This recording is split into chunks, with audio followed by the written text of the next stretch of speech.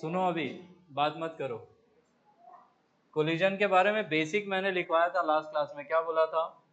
It is an event in time जिसमें दो और मोर कोलाइडिंग बॉडीज एक दूसरे पे कैसा फोर्स एक्सर्ट करेंगी? स्ट्रॉन्ग फोर्स, बहुत छोटे टाइम के लिए। और जब ये स्ट्रॉन्ग फोर्स बहुत छोटे टाइम के लिए लगेगा तो एनर्जी और मोमेंटम का ट्रांसफर होगा। ठीक है, और ये जो ट्रांसफर होगा it will be via internal forces of the system. Physical contact की कोई ज़रूरत नहीं है। एटम्स और न्यूक्लियस के बीच में जब कोलिजन होगा, मान लो एक बड़ा सा न्यूक्लियस है, आपने न्यूट्रॉन वगैरह भेजा तो उसमें टच ऐसा होता नहीं। आ रहा है बात समझ में? तो वहां पे हम लोग उसको क्या नाम देंगे?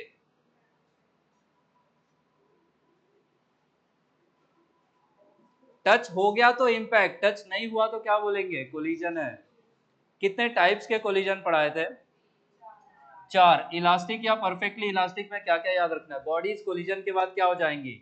अलग अलग हो जाएंगी। कोएफिशिएंट ऑफ रेस्टिट्यूशन कितना होता है? 1।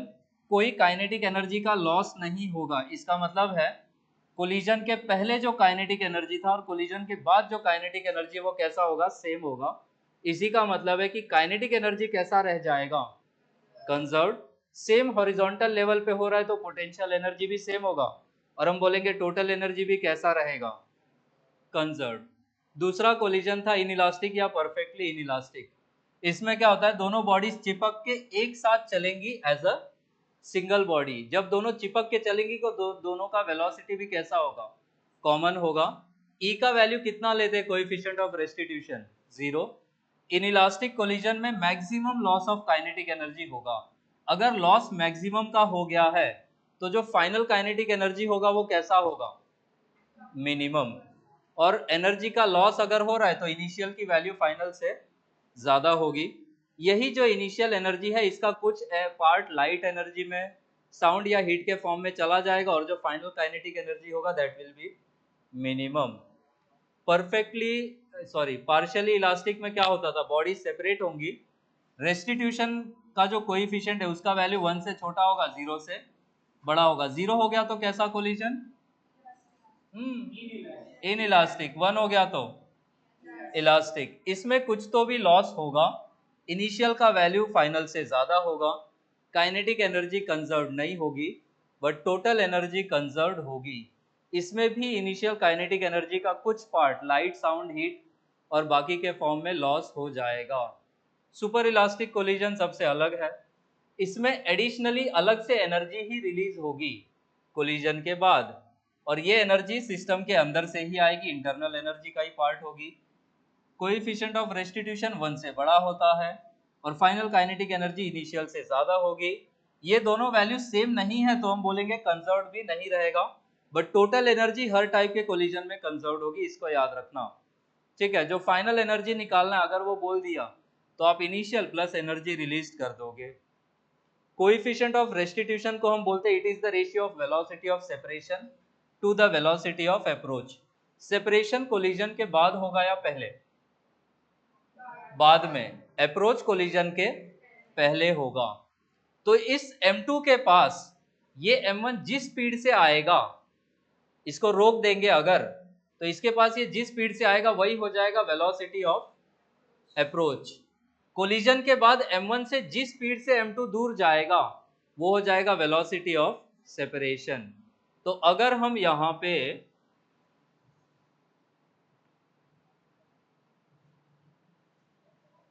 तो अप्रोच अगर हो रहा है तो अप्रोच बिफोर कोलिजन होगा। बिफोर कोलिजन अगर हम इसको स्टॉप करें तो इसकी वेलोसिटी u2 किसको रिवर्स करके देंगे? इसको यहाँ पे देंगे, और इसका नेट वेलोसिटी कितना हो जाएगा? u1 minus u2। ये कौन सी वेलोसिटी होगी? अप्रोच की वेलोसिटी होगी। बिफोर कोलिजन अप्रोच होगा तो this is velocity of approach. अब इन दोनों में सेपरेशन होगा तो m1 को स्टॉप कर देंगे। m1 के रिस्पेक्ट में m1 को स्टॉप किया तो इसका वेलोसिटी आप v1 यहाँ रिवर्स कर दोगे। अब इसके पास नेट वेलोसिटी कितना है आगे की तरफ? v2 minus v1। ये किसका वैल्यू है? This is velocity of separation. तो यही velocity of separation by velocity of approach के रेशियो को क्या बोला हमने? Coefficient of restitution. यही इलास्टिक कोलिजन हो गया तो ई का वैल्यू कैसा हो जाएगा? 1 और सेपरेशन का वेलोसिटी और अप्रोच का वेलोसिटी कैसा हो जाएगा, इक्वल। अगर यही ई जीरो हो गया तो इसका वैल्यू भले नॉन जीरो है, इससे मल्टीप्लाई होकर सेपरेशन का वेलोसिटी कितना हो जाएगा, जीरो। सेपरेशन का वेलोसिटी जीरो मतलब ऑब्जेक्ट सेपरेट नहीं होंगे, वो चिपक के चलेंगे। आ रहा है बात समझ में, ठीक है। अब ये टाइप्स ऑफ कोलिजन्स है, ये उनका ई का वैल्यू। तो ई वन किसके लिए होता है, जीरो, वन से बड़ा, और जीरो और वन के बीच में फॉर पार्शियली इलास्टिक। अगर वेलोसिटी कोलिजन के पहले कोलिजन के बाद सेम लाइन पे है तो हम कोलिजन को कैसा बोलेंगे, हेड ऑन कोलिजन बोलेंगे। अब हेड ऑन कोलिजन इलास्टिक हो सकता है, इनइलास्टिक हो सकता है, पार्शियली इलास्टिक हो सकता है, और अलग अलग केसेस में आपको डेरिवेशन याद रखना है। या तो डेरिवेशन पूछेंगे या फिर आपसे न्यूमेरिकल पूछ ले। तो डेरिवेशन में स्टेप्स याद रखना है, एक आप करोगे मोमेंटम कंजर्व, क्या करोगे, मोमेंटम कंजर्व, और दूसरा आप E is equal to V2 minus V1 upon U1 minus U2 use कर लोगे, ठीक है। तो अगर कोलिजन हेड ऑन इलास्टिक है तो इसके लिए E का वैल्यू कितना हो जाएगा, 1 के बराबर। और E को अगर मैं velocity of separation by velocity of approach से लिखूं तो यहाँ पे सेपरेशन का वेलोसिटी कितना हो जाएगा, इसका relative velocity V2 minus V1, इसका relative velocity U1 minus U2। तो अगर E का वैल्यू 1 होगा तो V2 minus V1 will be equal to U1 minus U2। ये पहला रिलेशन आप यहां से निकालोगे कि कोलिजन इलास्टिक है तो E को 1 ले लेंगे और V2 minus V1 will be equal to U1 minus U2। यहां से V2 का वैल्यू निकालोगे और मोमेंटम कंजर्वेशन वाली इक्वेशन में पुट कर दोगे, ठीक है। ये इजी स्टेप है, काइनेटिक एनर्जी कंजर्व करके भी निकाल लोगे, बट वहां पे स्क्वायर आ जाएगा तो थोड़ा सा बड़ा हो जाता है, आप उससे मत करना। तो एक आप करोगे E का वैल्यू से और दूसरा मोमेंटम कंजर्व करवा दोगे। एक्सटर्नल फोर्स है नहीं तो मोमेंटम कंजर्व रहेगा, तो बिफोर कोलिजन और आफ्टर कोलिजन मोमेंटम का वैल्यू कैसा होगा, सेम होगा। बिफोर कोलिजन मोमेंटम कितना है, इसका मोमेंटम m1 u1 राइट में, इसका मोमेंटम m2 u2, उसका momentum after collision m1 v1 और इसका m2 v2। तो कोलिजन भी इनका ये मोमेंटम भी इक्वल होगा। तो ये है initial momentum before collision, final momentum after collision, इनको भी आप कर दोगे इक्वेट और ऊपर से आप v2 का वैल्यू निकालोगे और उसको लाके आप इधर पुट करोगे यहाँ पर। आ रहा है बात समझ में।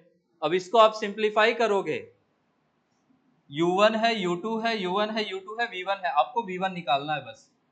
तो आप पहले v1 निकाल लोगे, इस इक्वेशन को थोड़ा रीअरेंज करना, इधर उधर करना, और आपको v1 का ये बड़ा सा फॉर्मूला आएगा, ठीक है। अब इसके बाद स्कूल एग्जाम में ज्ञानी बाबा की तरह ये लिख के आ जाना, substituting v1 in either a और b we get the value of v2। अब v2 लिखोगे कैसे ये सीख लो।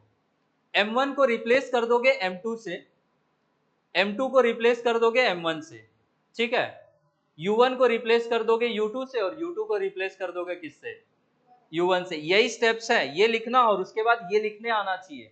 तो ये लिखने का तरीका क्या था, आप रिप्लेसमेंट करोगे, ये फॉर्मूला मिल गया डेरिवेशन से, तो इसके बाद अब आप जुगाड़ क्या लगाओगे, आप m1 को रिप्लेस कर दोगे किससे, m2 से, m2 को किससे, m1 से, u1 को किससे रिप्लेस करोगे, u2 से, और u2 को किससे रिप्लेस करोगे, u1 से। तो यहां पे m1 को m2 से करूं तो मुझे ऊपर में क्या मिल जाएगा, m2 माइनस m1, नीचे में तो फर्क नहीं पड़ेगा, बन के क्या हो जाएगा फिर से m1 प्लस m2। ये v1 है, मैं v2 का फॉर्मूला निकालना चाह रहा हूं।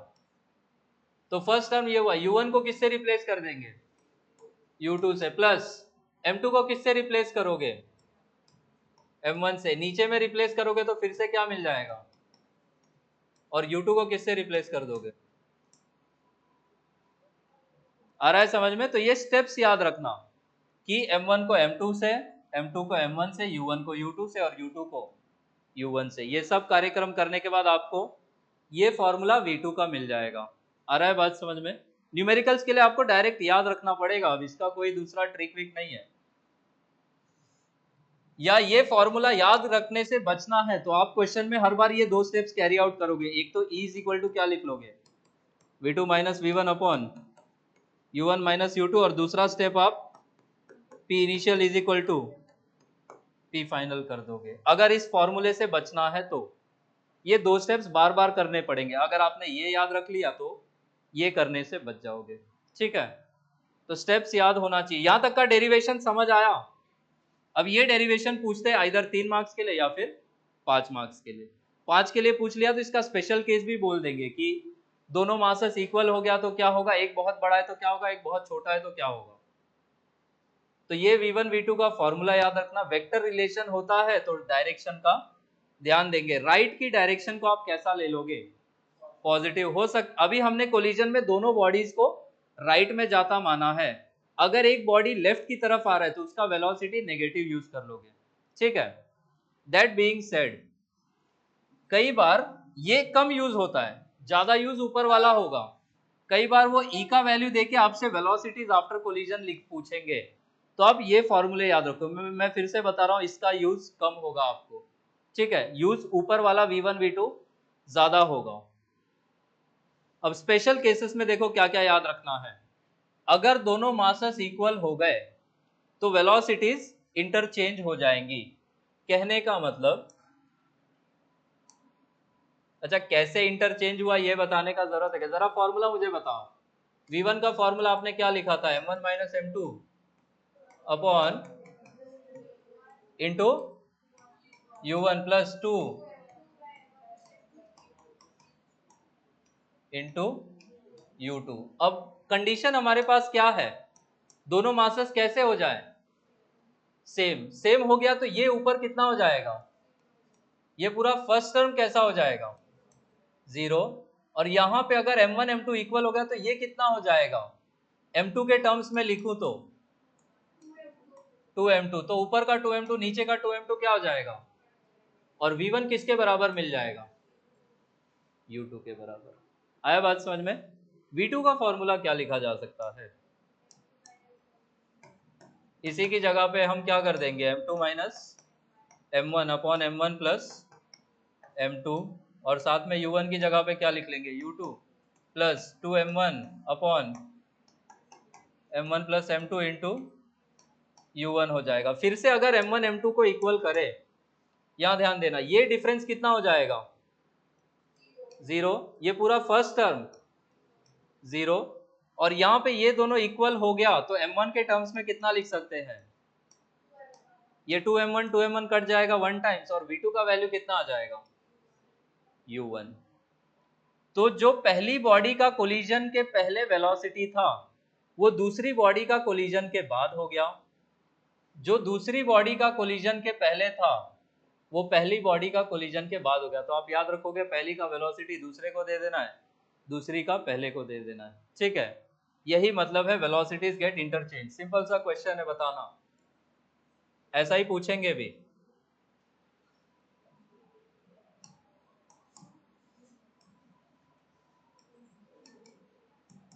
ये 5 kg है, ये भी 5 kg है।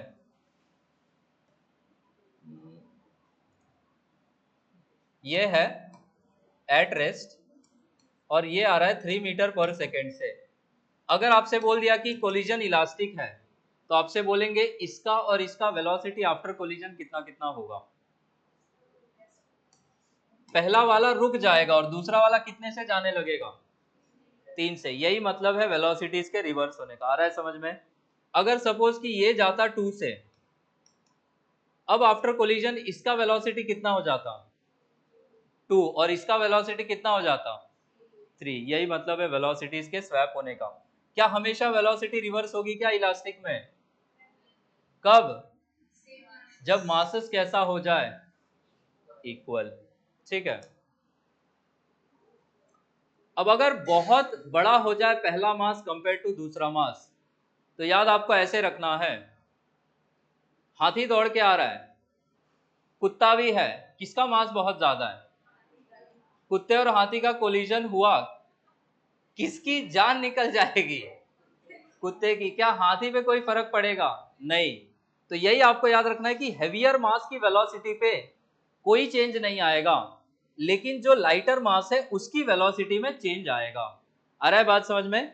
याद रखने का तरीका यह है, जब आप ये लिख रहे थे तो मैंने एक चीज ये लिखी हुई थी, कभी भी आपसे, तो किसकी वेलोसिटी चेंज नहीं होगी, हैवी या लाइट वाले की? हैवी वाले की वेलोसिटी में कोई चेंज नहीं आएगा।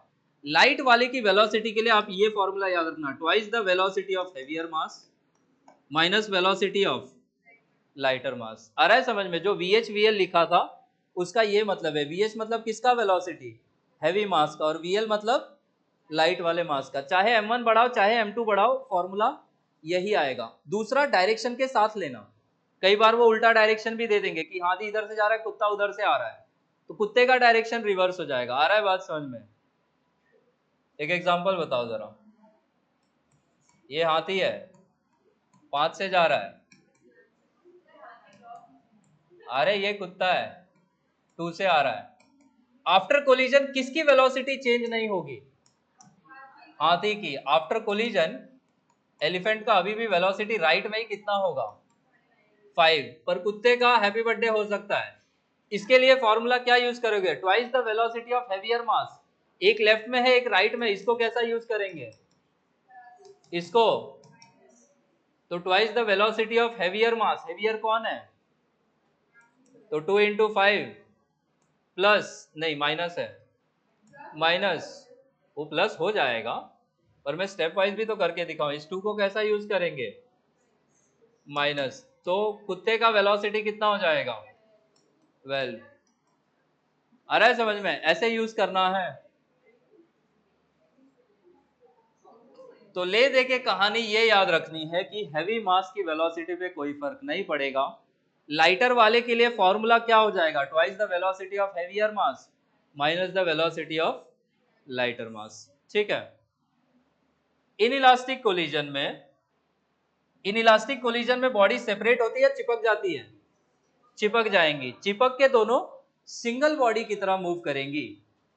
तो अगर आफ्टर कोलिजन वेलोसिटी vc है, common velocity, before collision momentum कितना है, m1 u1 plus m2 u2, और इधर मोमेंटम कितना है, m1 plus m2 into vc। तो शुरू में मोमेंटम था m1 u1 plus m2 u2, बाद में मोमेंटम कितना हुआ, m1 plus m2 into vc। External force नहीं है तो मोमेंटम कंजर्व रहेगा, और vc का फॉर्मूला क्या आ जाएगा, m1 u1 plus m2 u2 upon m1 plus m2। Centre of mass पढ़ोगे तो ये सेंटर ऑफ मास की वेलोसिटी का फॉर्मूला होता है, वही यहाँ पे लिखा हुआ है, this is the speed of centre of mass of the system before collision. और लॉस ऑफ काइनेटिक एनर्जी अगर पूछ दिया तो ये वाला वैल्यू, ये वाला फॉर्मूला यूज करना। आप इंडिविजुअली ये निकाल के भी निकाल सकते हो, इसका काइनेटिक एनर्जी कितना होगा।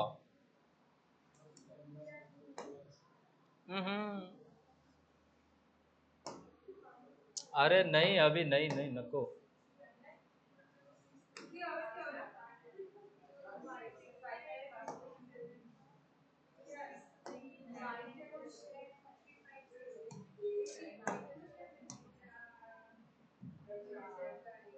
ये जाएगा नहीं क्या अब?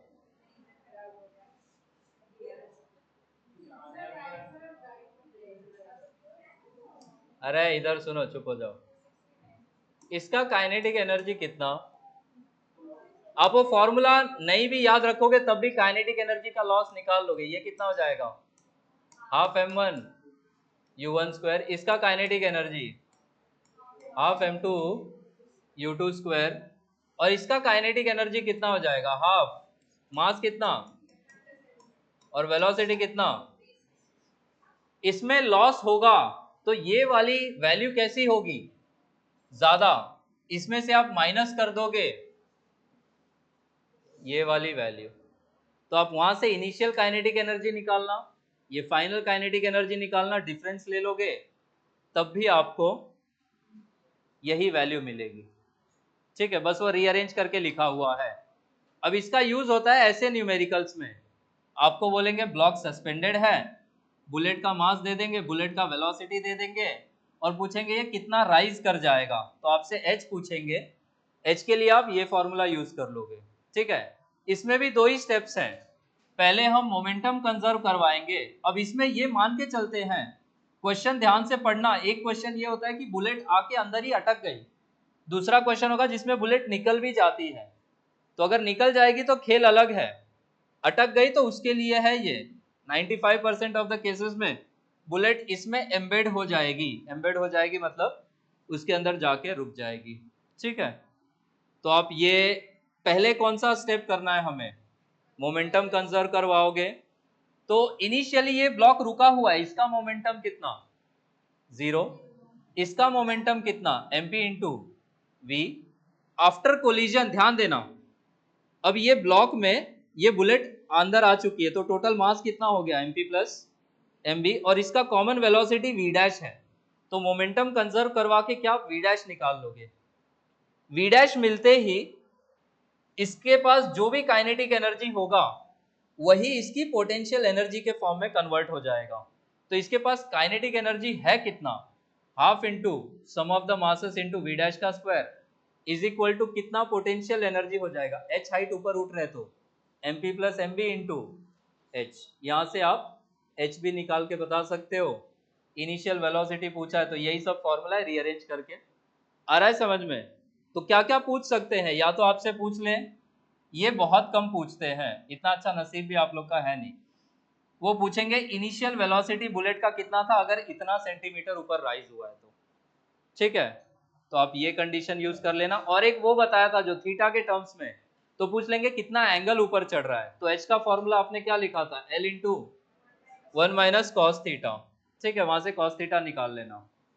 एक क्वेश्चन ये होता है, ये जेई मेंस वगैरह के लिए इंपॉर्टेंट है, नॉट फॉर स्कूल एग्जाम्स, पर स्कूल वाले डायरेक्ट रिपीट करेंगे तो इसकी जरूरत पड़ेगी आपको। एच हाइट ऊपर से फेंका है, कोलिजन इलास्टिक नहीं है, इलास्टिक होगा तो ई कितना हो जाएगा 1, E1 हो गया तो बस यही हो जाएगा कि हर बार आपका बॉल एच हाइट तक ही उठेगा। ठीक है, पर अगर ये इलास्टिक नहीं हुआ तो हाइट उसकी हर बार डिक्रीज होती जाएगी। तो अब आप इसमें ये तो है, आप यही याद रखना कि nth कोलिजन के बाद वेलोसिटी कितनी हो जाएगी, जो ग्राउंड से उठने वाली वेलोसिटी है e का पावर n इंटू यू। पहला कोलिजन बोला तो n कितना यूज करोगे 1, पांचवा कोलिजन बोला तो 5, जो नंबर ऑफ कोलिजन बोल दे आप उसका वैल्यू यूज कर लेना। तो वो वेलोसिटी पूछ सकते हैं, मैक्सिमम हाइट कितना चढ़ेगा वो पूछ सकते हैं, या फिर टाइम ऑफ फ्लाइट पूछ लेंगे। वो टी क्या है, टाइम ऑफ फ्लाइट, कितनी देर हवा में रहेगा। आ रहा है बात समझ में, ठीक है। अच्छा इसको देखो और देख ही लो, मैं और समझा ही देता हूँ।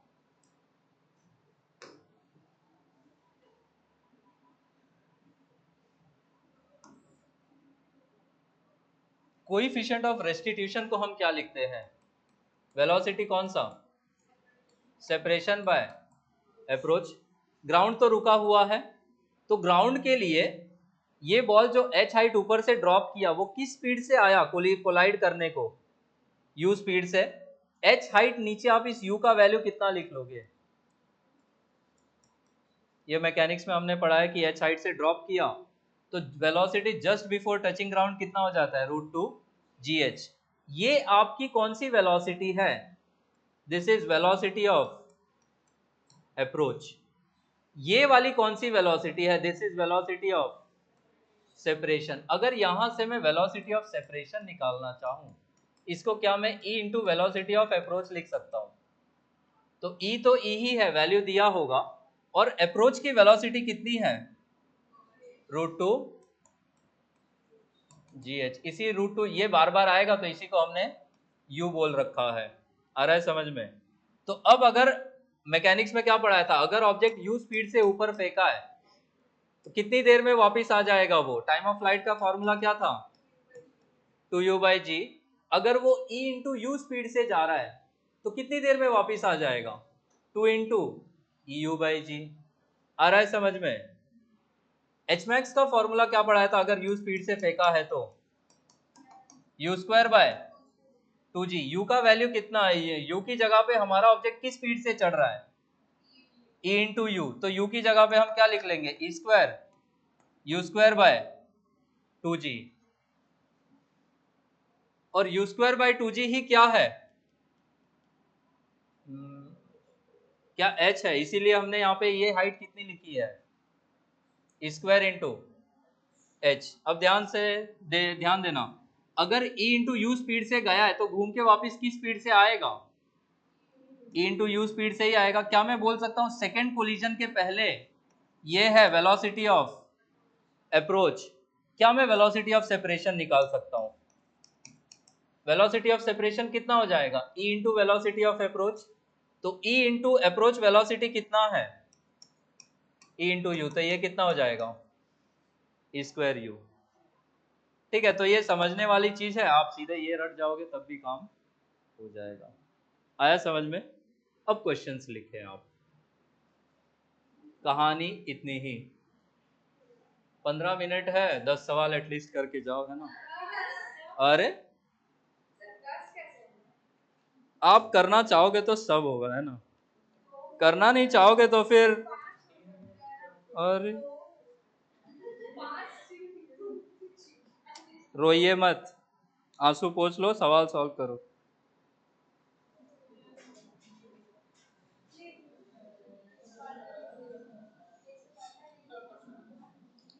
मचा दो एकदम रोना, है ना?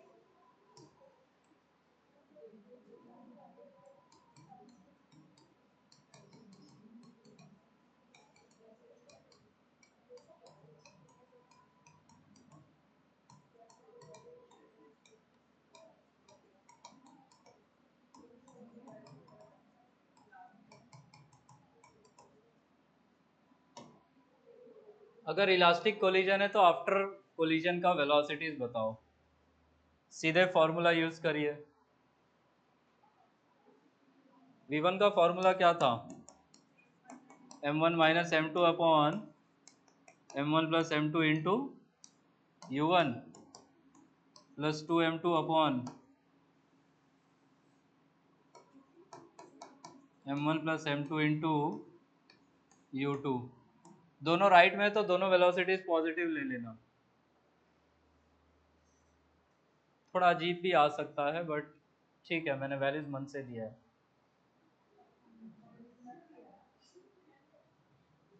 आंसर दो, आंसर, टिप्पणी मत करो। 18/4 पहले का, और v2 टाइम नहीं लगेगा, अब तो जानबूझ के आप लोग टाइम लगाओगे।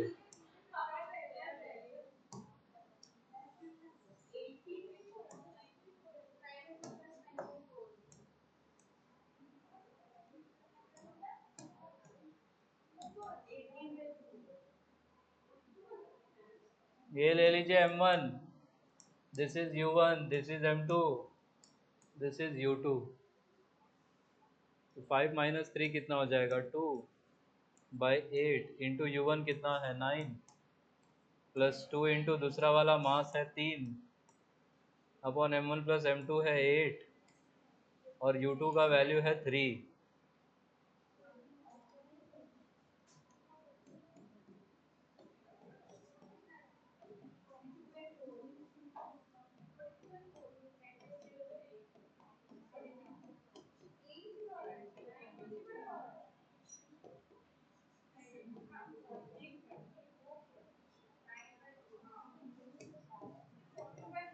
v2 का फॉर्मूला कैसे लिखते थे? m1 की जगह पे क्या कर देंगे? तो फॉर्मूला एक ही याद रखना v1 का,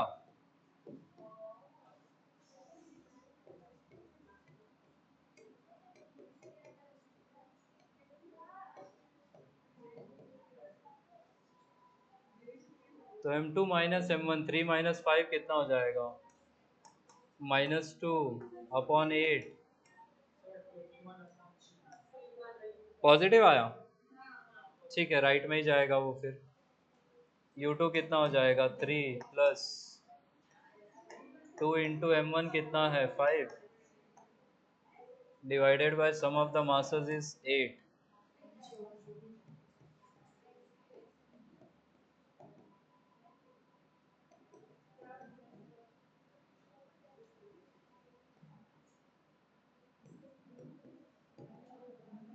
दूसरे वाले का कितना आया?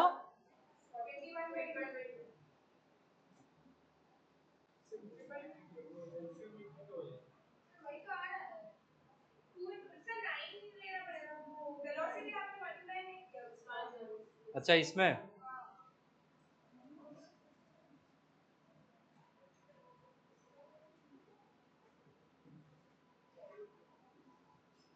कितना आ रहा है? 21/2।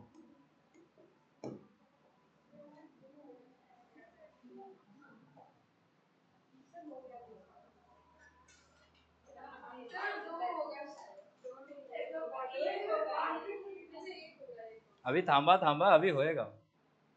ये लिख लिया किधर? 55 हो गया।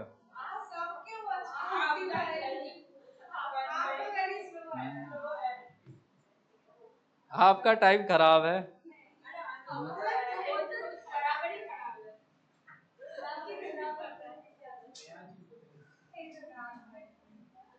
वो मीम देखा है? अपने जैसा मत समझिए हमको, अलग है हम। ये लो, ये क्वेश्चन करो।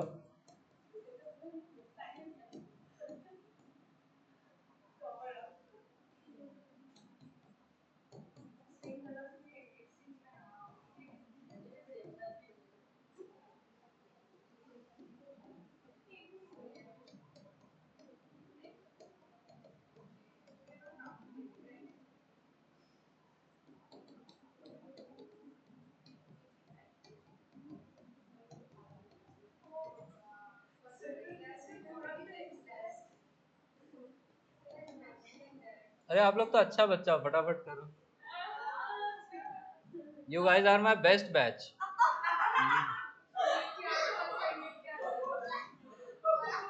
अरे उल्टी विल्टी कौन कर रहा है? नहीं नहीं, सच्ची में, झूठ क्यों बोलूं? मानोगे ही नहीं।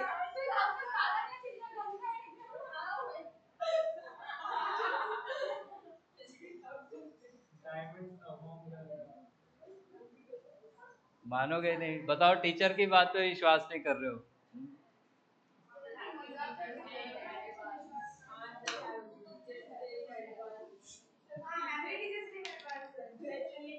थैंक यू सो मच, यही गिफ्ट दे दो फटाफट आंसर।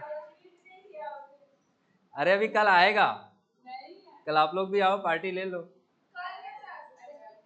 कल स्कूल वूल है? स्कूल का छुट्टी है?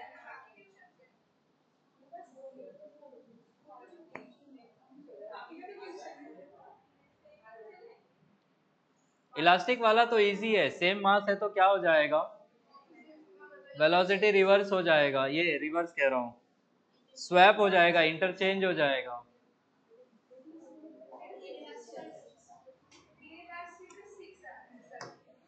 इन इलास्टिक में मोमेंटम कंजर्व करवा देना। तो फॉर इलास्टिक अगर हम डायग्राम बनाएं तो ये है पीछे वाला 5 kg, ये है आगे वाला 5 kg। ये आगे वाले 5 kg का वेलोसिटी कितना हो जाएगा और इसका कितना हो जाएगा? और इनइलास्टिक होगा तो मोमेंटम कंजर्व करवा दो। तो 5 into 10 plus 5 into 2 is equal to after collision total mass कितना हो जाएगा? 10 इंटू वी। तो ये हो जाएगा 50 plus 10 divided by 10 is equal to we.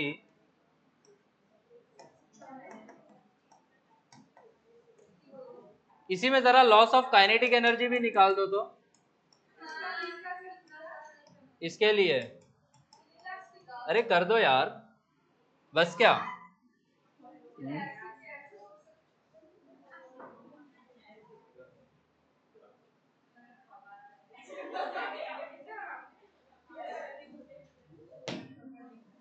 Baba Ramdev क्या बोलते, करने से होगा? क्वेश्चन और क्या, यही।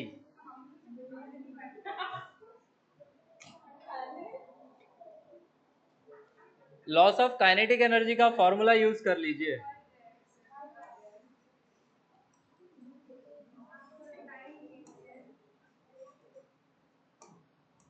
उसके बाद एक क्वेश्चन होगा। अरे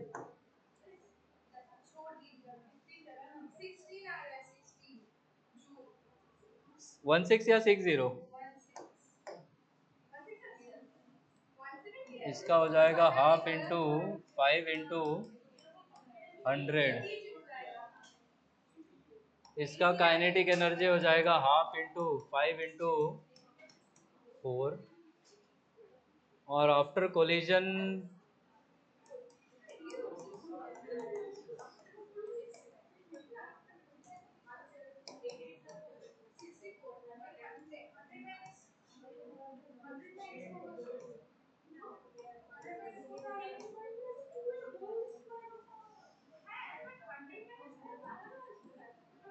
तो इसका हो गया 250, इसका हो गया 10। तो इनिशियल कितना है? 260 जूल, और फाइनल कितना है? इसको 18 टाइम्स काटो, 180, और डेल्टा के ही कितना हो जाएगा? 180 से 20 जाओगे 200, 170 आ रहा है, क्या बात कर रहे हो?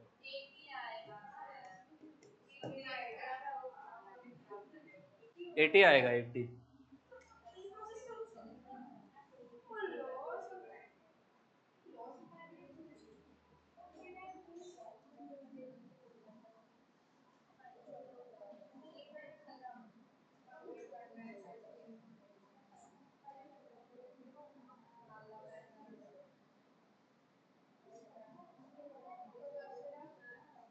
एक क्वेश्चन और बस, लास्ट लास्ट लास्ट।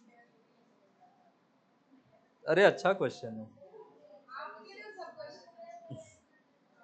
तो मैं एग्जाम देने जा रहा हूँ क्या? सीख कौन रहा है इस पूरे कार्यक्रम में?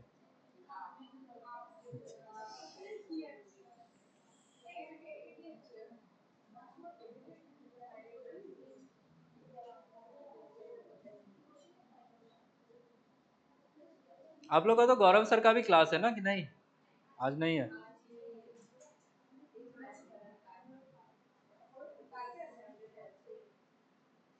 सैटरडे होता है?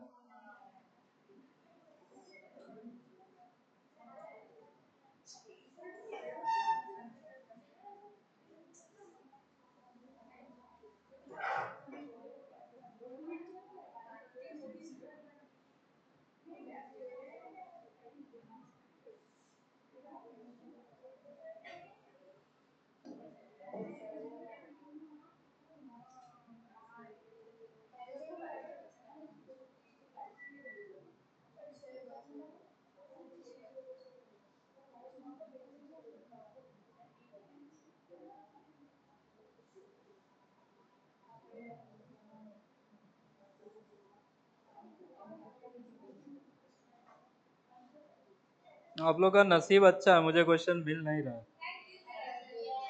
अरे फिर भी ढूंढ रहा हूँ, रुको।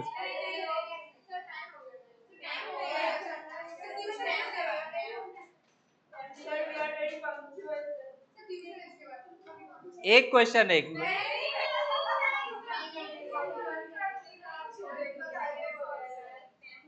जाओ।